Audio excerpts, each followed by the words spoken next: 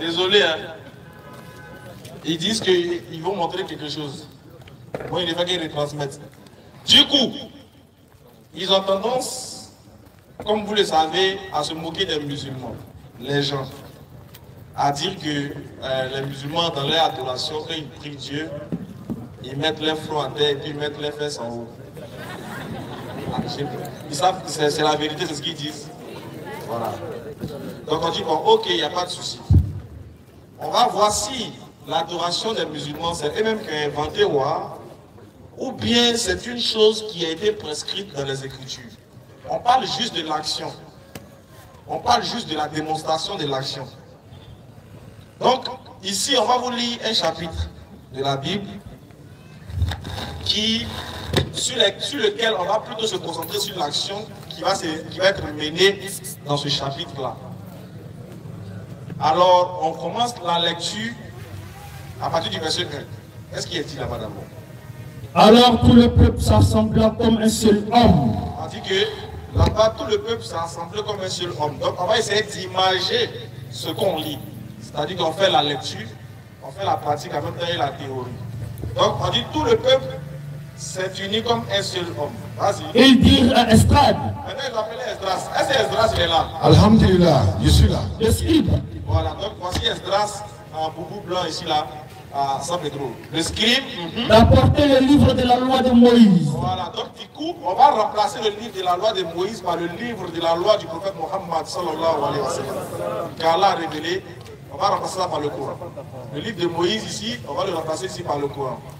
Rapidement. Donc Esdras il est là, le livre il est là. Vas-y. Et le sacrificateur Esdras apporta la loi devant l'assemblée. Donc du coup, le sacrificateur Esdras, il apporte la loi ici, qui est le Coran, il la présente devant le peuple. Vas-y. Esdras lit dans le livre. Maintenant, Esdras va lire dans le livre. Depuis le matin jusqu'au milieu du jour. Jusqu'au milieu du jour. Donc, c'est-à-dire que là, on va essayer maintenant d'imager l'action. Rapidement, qu'est-ce qui va se passer? Esdras le scribe était placé sur une estrade de bois. Vu que c'était lui le sacrificateur, bon, ici on image le sacrificateur par le prédicateur.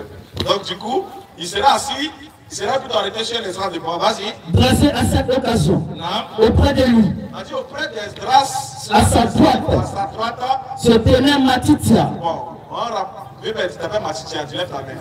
Matitia, lève ta main. Voilà. Voilà Matitia ici. Vas-y. Shema. Ensuite, à sa droite, toujours avec Shema, il lève la main. Anaja. Après, il y a Anaja aussi qui est présent. Uri. Etc. Vas-y. Ulki. Et Machéja. Voilà. Donc, voici ceux qui étaient à la droite d'Esdras. Alors, imaginez dans l'adoration musulmane, lorsqu'on veut faire la salat, on a toujours, le prophète Mohammed sallallahu alayhi wa sallam nous a toujours enseigné que la safa commence par la droite. Vas-y, frère. Et à sa gauche. Ensuite, au fur et à mesure que le safa commence à droite, au fur et à mesure, on commence à remplir les rangs, à serrer les rangs jusqu'à sa gauche. Vas-y. Esdras ouvrit le livre. À sa gauche. À sa gauche. Puis, Pédéja. il y a Pédéja qui est là. Michaël. Et puis il y avait Michaël aussi qui est là. Malkisha. Il y a Malkisha qui est là. Ashum. Il y a Hashum qui est là. Ashbadana. Il y a Ashbadana qui est là. Zacharie. Et puis il y avait Zacharie aussi qui est là. Et Mashulam. Et puis Mashulam est là. Le reste là, c'est le bonbon. Ok. Allons-y, frère. Esdras ouvrit le livre. En ce moment maintenant, Esdras va ouvrir le livre. Vas-y. À la vue de tout le peuple. À la vue de tout le peuple, tout le monde a vu le livre. Et Esdras va ouvrir le livre. Qu'est-ce qu'il va faire? Car il était élevé au-dessus de tout le peuple. On a vu que c'est lui qui est l'imam qui va diriger le safa.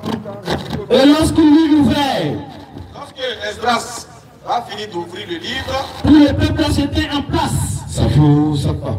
voilà, C'est où? va décider de mettre le peuple en place. Voilà pourquoi quand vous allez rentrer dans la mosquée, ceux qui ont jamais vu une prière dans une mosquée, quand ça commence déjà, l'imam commence à dire sans faux, c'est-à-dire commence à dresser les rangs. Oui. C'est-à-dire épaule contre épaule, Oui, pied oui. contre pied, concentration contre concentration, blanc haut, noir haut, riche, pauvre, tout le monde ensemble à la face de Dieu, on est même chose. C'est Bible, on est en train de lire, c'est pas le Coran. tu es propre, tu sens bon, tu sens pas bon. Mon cher, quand tu sens pas bon, on n'est pas obligé de te coller, mais on fait comment? On se prend. Nous tous. Vas-y. Esdras bénit En l'Éternel. ce moment, Esdras, qui est l'imam, va commencer à faire ce qu'on appelle les louanges de l'Éternel. Va commencer à Alhamdulillah bénir. Rabbil Alamin, ya ayyuhalladhina amanu ittaqullaha haqqa tuqatih wa la tamutunna illa wa antum muslimun. Esdras bénit le nom de l'Éternel. Vas-y, frère. Et le tout peuple a répondu en levant les mains. Ensuite, Esdras va faire une prière. À la fin, le peuple va répondre. Et on va manifester cette prière-là comme si on était à la mosquée. On va juste prendre la fin de la prière pour gagner un temps rapidement. غير المغضوب عليهم ولا الضالين. Amen. Et la Bible dit que quand Esdras va finir, le peuple va répondre Amen. Amen, Amen. Pareil que dans la mosquée. Quand l'imam finit de réciter la Fatiha, tout le monde est concentré et on répond Amen. Maintenant, qu'est-ce qui va se passer après la lecture du Coran, après la lecture du sacrificateur Esdras? Après que le peuple ait répondu Amen, qu'est-ce qu'ils vont faire? Vas-y. Et ils s'inclinaient. Allahu Akbar. Alors on dit le peuple a commencé à s'incliner. Vas-y. Et se prosternèrent devant l'Éternel. Et ils vont se prosterner devant l'Éternel. Le visage contre terre. Le visage contre le... Vas-y. Le visage contre terre. Hein? Alors on dit ils ont mis le visage contre terre en train d'implorer Dieu. Bon, la manière ils sont, vous-même regardez la manière ils sont là. Qui fait cette prière-là à part les musulmans dans le monde? Maintenant la prière là-haut, l'action qu'ils ont fait là, regardez, le visage est contre la terre. Mais j'ai dit, ça fait quoi dans la vie?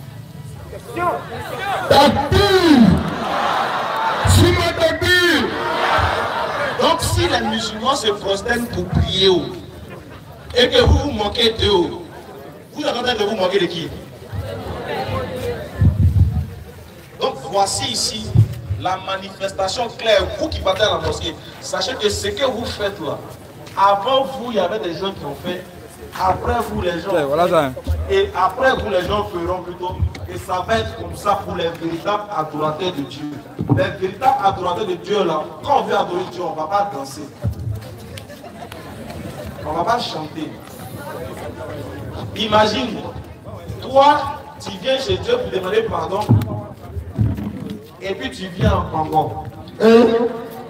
Il va accepter ton pardon ou bien il ne va pas accepter? Il ne peut pas accepter. Imagine toi, tu as cassé la télévision de ton papa. Tu as volé son argent. Tu es parti et puis tu veux venir demander pardon à ton papa. Quand tu viens là, tu viens en humiliation ou bien tu viens en zoropoto. C'est-à-dire que quand tu viens demander pardon à Dieu, tu viens en humiliation.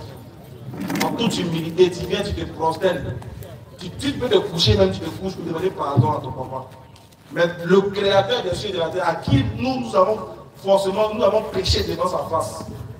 On va chez lui, on rentre dans son temple, et puis on a les mouchoirs. On lève les mouchoirs. Et on dit on est là à adorer Dieu. Maintenant, c'est quand Dieu il a arrêté nous les quatre. Les mêmes pas qu'on fait dans les maquis là, c'est les mêmes pas des danses aussi, on s'en fait un Dieu, on est là à adorer Dieu. Même bruit qu'il y a dans bas, c'est même bruit là, on prend, on ramène là-bas, on est là à adorer Dieu. On adore Dieu dans le casse-casse. Ok.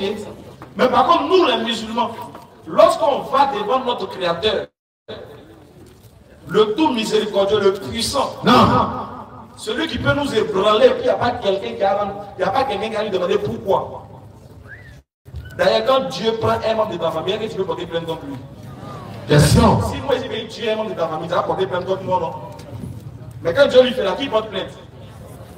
Parce que c'est lui le grand bas. C'est lui le champion des champions. Et toi, tu viens devant les champions qui peut t'ôter la vie rapidement. Tu danses chéri Coco. Ah, oh.